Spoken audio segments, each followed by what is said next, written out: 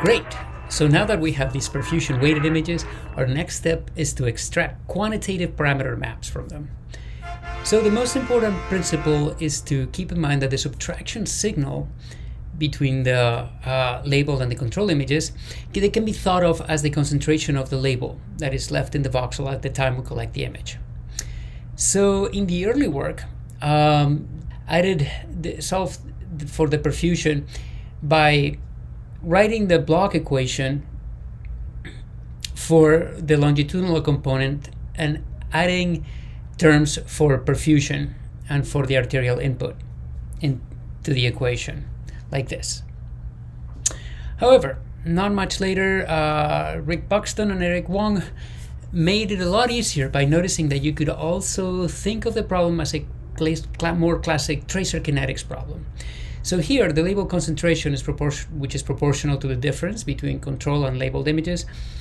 And here you describe the passage of that tracer as a linear system with an input and an output.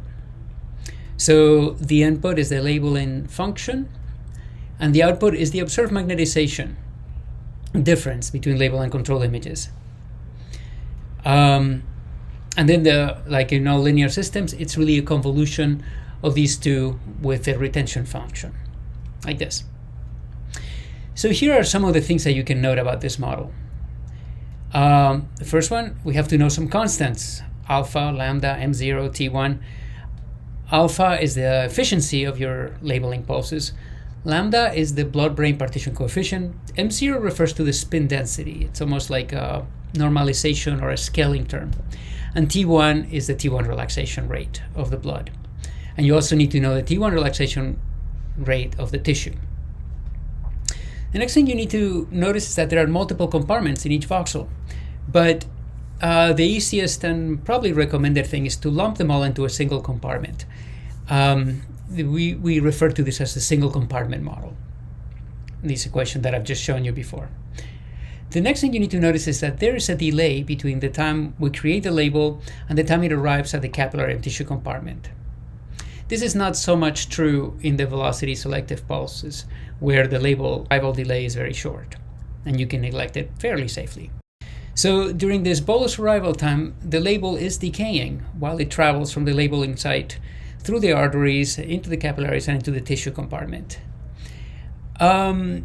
Here's the thing: if we wait long enough, all the label will be in the tissue compartment and out of the arterial compartments. So having a post-labeling delay that allows for this to happen, a post-labeling delay that is going to be longer than this bolus arrival time, simplifies things greatly. Lets you use the single compartment model. So here's a very nice paper that showed the math of this process.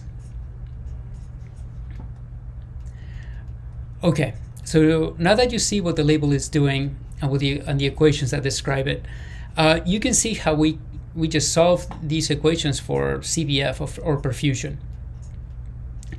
Then we can just plug in the images and the constants into the equation at every voxel, and that will produce a very nice map of quantitative perfusion. But there's still a very important thing to remember.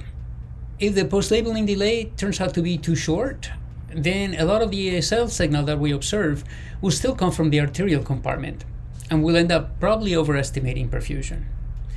But of course, there is actually useful information here. If you repeat the experiment multiple times with varying post-labeling delays, you can fit a two-compartment model and estimate how much of the voxels are made out of arterial blood, CBVA, and you can also estimate the bolus arrival time.